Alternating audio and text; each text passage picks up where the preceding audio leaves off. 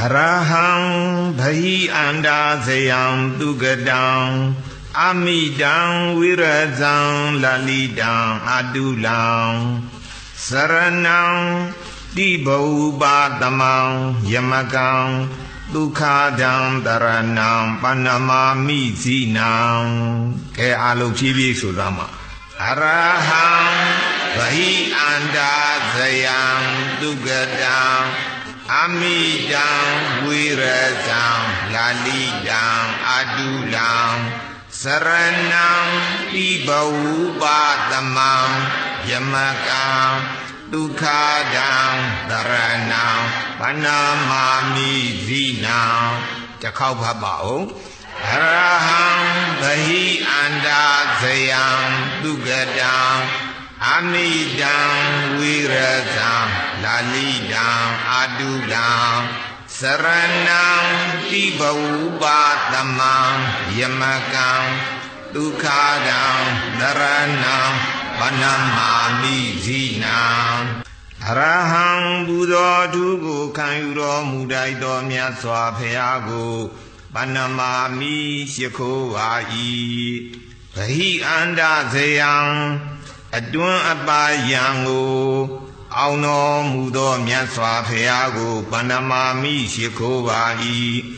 Dugadang Kauno Zagago Hobyo Dado Myaswa Phayago Panamami Shiko Ai Naga Amidang Virazang Lalidang Adulang Amidang Manai Sien Nai Li Dago Vyadi Hachido Myaswa Phayago Panamami Shiko Ai Virazang Kilida Myu Kino Mudo Myaswa Phayago Panamami Shiko Ai Lalidang Tinde Tabero Mudo Myaswa Phayago Panamami Shiko Ai Adulang Adumasido Myaswa Phayago Panamami Shiko Ai Udadiya Ajang Saranang Dibaubatamang Yamagang Ediosa Saranang Ajin Saranane Bizono Mudo Myaswa Phayago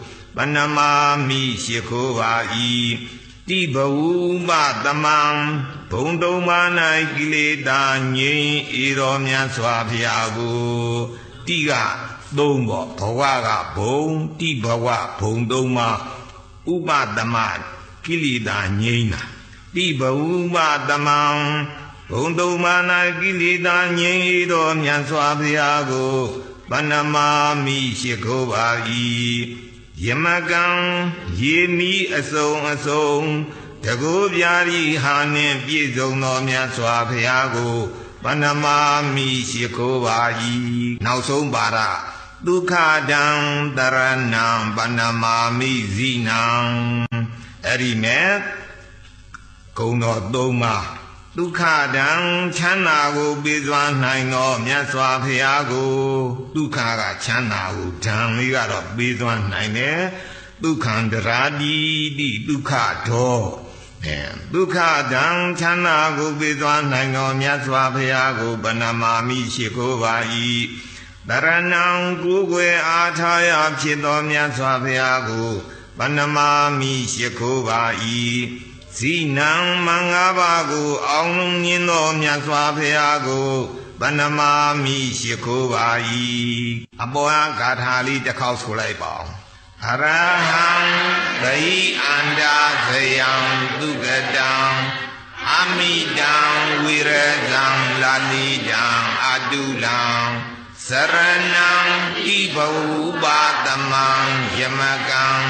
Dukhadang Daranang Panamami Zinang Digathali Go Gomuno Mandali Yadeji Ukhandi Sura Jabu Jalan Yadeji Ukhandi Amye Shiko Yadeji Ukhandi Sura Asarong Uzin Ribo Dua Yamedin Mu Ainali Yuaga Yamedin Ashibe Shandong Nibo Te Biro Teari Chin Nabanja Teari Pao De Lusovare Teari Pao Do Inga Tadana Bume Nga Dwedo Teari Pao Bi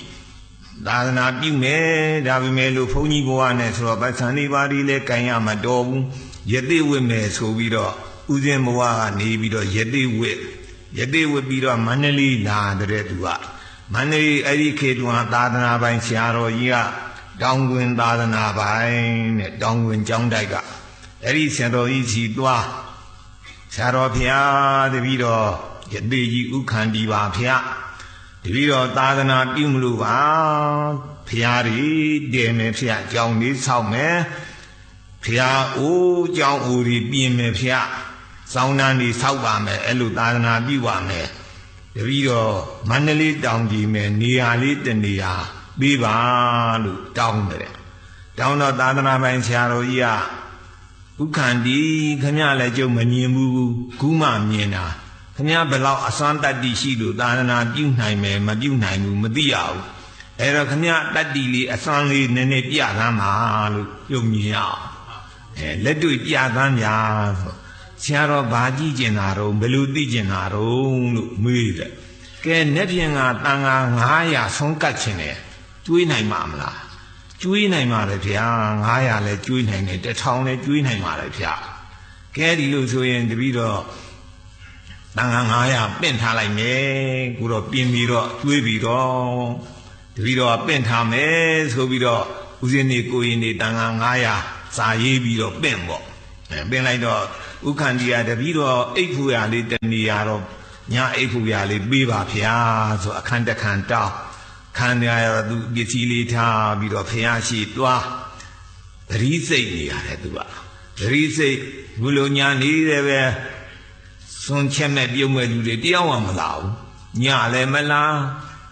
9နာရီ10နာရီလည်းမလာ12နာရီနာပြန်တစ်ချက်နှစ်ချက်ဘာမှမလာဘူးတယောက်မှမလာဘူးအဲ့တော့ဆရာတော်ကြီးကတော့တို့တော့ဥက္ကန္တီကလိန်ပြီးနဲ့တူဟေးတို့တော့ဘုန်းကြီးတွေလည်းပြင်ပြီးသားဖြစ်နေပြန်ပိတ်လို့လည်းမဖြစ်ကဲဖြစ်ချင်ဟာဖြစ်ကွာဆိုပြီးတော့ဒီတိုင်းထားညမနေ့ကင်း4နာရီထိုးလောက်ကြမှာသူကကြီးစီလေးတိုးဝေးနဲ့တီးပြီးတော့အမျှဝေးတဲ့အဲ့ကြမှာဒကာရီဒကမတွေဆုံးအုပ်တွေထမ်းပြီးတော့တချို့ကရွက်ပြီးတော့လာကြတယ်ဒါတော့မှအမလီတော်ကြီးဟေးဆုံးအုပ်ပြီးတော့လာခဲ့ဆိုပြီးတော့ဦးဇင်းတွေကိုရင်တွေကလှည့်ကြနော်ဆုံးအုပ်ပေါင်း1000ကျော်လာတဲ့တန်ခါပင့်ထားတာက900ဆုံးအုပ်က1000ကျော်ဆိုတော့ပိုးတောင်မှနေတာပေါ့အဲ့ကြမှာသာသနာပိုင်ဆရာတော်ကြီးကဥက္ကန္တီခင်ဗျာစွန့်နေဗျာဆိုပြီးတော့တဏှာမန္တလေးတောင်ကြီးပေးလိုက်နော်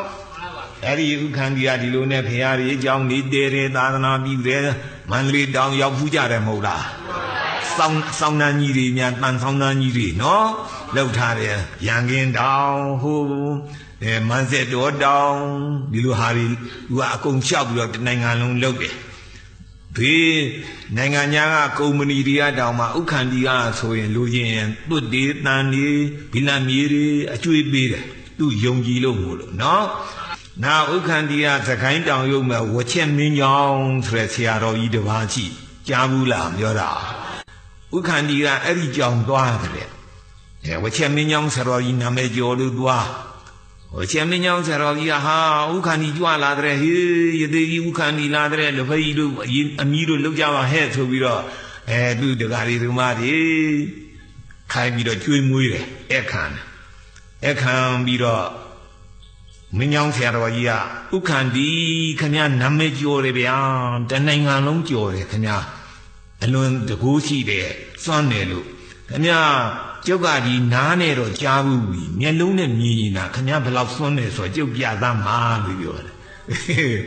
ဒီလိုဆိုရင်တဏှာကြီးဆိုင်ပါဗျာတဏှာကြီးပါကြတာမှလို့ဆိုင်နေဗျာဒါနဲ့ तू ကဥက္ကန္တီကဒီလိုဖျားရှိနေထိုင်လေးခင်းပြီးတော့ပရိစိတ်တဲ့ तू ကဒီလိုလေးပရိစိတ်တော့45မိနစ်ရှိရဲ့အခါကျကဲတပြီးတော့ပရိစိတ်ခဲ့ပါပြီဗျာခင်ဗျာပရိစိတ်လေးဘာထူအောင်များခုနလည်းဒါခုလည်းဒါဘာထူလို့များခင်ဗျာအစွမ်းမပေါ်ဘူးလို့ပြောတာပေါ့ဆရာတော်တပည့်တော်ကတဏှာကြီးဆိုင်ပါလို့ပြောတယ်လေခုတဏှာကြီးမှမရှိသေးပဲနဲ့45မိနစ်ရှိရ15မိနစ်လိုပါသေးတယ်ဗျာ15မိနစ်လောက်တော့ဆိုင်ပါအောင်ပြောတယ်အေးဆိုင်ပါဆို 15 မိနစ်လောက်ကြာတော့လူတယောက်ခေါင်းမုံစားနဲ့တောင်ရှိပစိုးနဲ့တိုက်ပုံအင်းကြီးနဲ့တကယ်မင်းကြီးမင်းသားကြီးကြာနေတာလာတယ်ယတိဥခန္တီလူကျင်လို့ပါဖျားဆိုတော့ဟောတာယတိဥခန္တီပါပဲဗျာအဲ့နဲ့သူကအထုပ်တထုပ်ပြီးလှူးသွားတယ်အဲ့ဒီအထုပ်ဖြီးကြည့်လိုက်တဲ့အခါရွှေရင်းက108ပြားပါတယ်နော်အဲ့တော့ဥခန္တီကလျှောက်တယ်ကဲတပည့်တော့အစွမ်းမြင်းပြီးလို့မှုလားဗျာ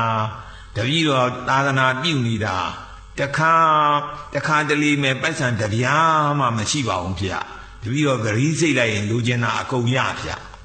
ဒါနဲ့သာသနာပြုတာပါလို့ပြောတယ်အဲ့တော့ဝချက်မင်းကြောင့်ဆရာတော်ကြီးကလားဥခန္တီခမည်းကလက်တွေ့ပြတော့ကျုပ်ကလည်းလက်တွေ့ပြပါအောင်မယ်ဗျာဆိုသူကလည်း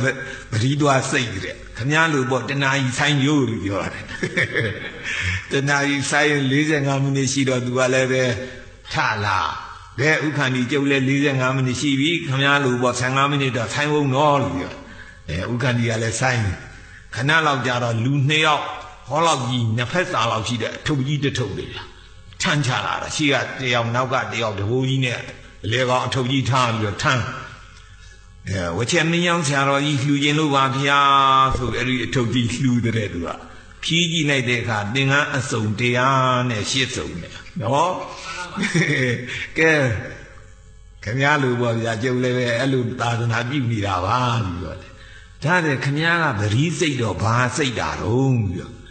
တပည့်တော်ပရိစိတ်တာကအခုဝေးထားတဲ့စာရဲ့အရဟံပဟိအန္တာဇယံဒုက္ကတံအမိတံဝိရဇံဒလိတံအတုလံစရဏံတိဘဝပါတမံယမကံဒုက္ခဒံတရဏံပဏမာမိဇိနံဆိုပရိတလုံးချလိုက်တာပေါ့နော်အဲ့လိုနဲ့108လုံးချလိုက်45 မိနစ်တော့ကြာတယ်အဲ့ဒါစိတ်ပါတယ်ဆိုကျုပ်ကလည်းအဲ့ဒါပဲစိတ်တာဟုတ်ပြောတယ်တော့သူတို့2ယောက်ချင်းတူးနေကြတယ်အဲ့တော့အဲ့ဒီဟာစိတ်တဲ့ပုဂ္ဂိုလ်တွေကဓနသိတိပေါက်တယ်လို့လူကျင်တာရတယ်လို့ဆိုရတယ်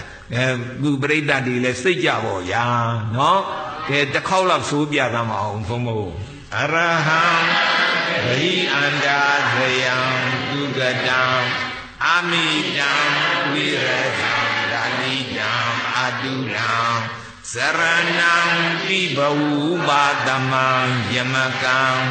ဒုက္ခဒံတရဏံပဏမာမိဇိနံအဲ့ဒါဓနသိတိဂါထာတဲ့ယတိကြီးဥခန္တီဝချက်မင်းကြောင့်ဆရာတော်တို့တစ်လုံးစိတ်သွားတဲ့ဂါထာလေးပေါ့ဗျာနော်ရှေးဆရာတော်တွေလည်းရေးသွားကြလို့ပေါ့ပါဠိတော်တွေအထံဂါတွေဒီဂါတွေရဲ့တော့ဒီဂါထာလေးမတွေ့မိဘူးနော်မတွေ့လည်းပဲဒါစွန့်လို့ရှိရင်ပြီးတာပဲမဟုတ်လားအစွမ်းတက်ပြီးရှိရဲ့လူရင်းမှာ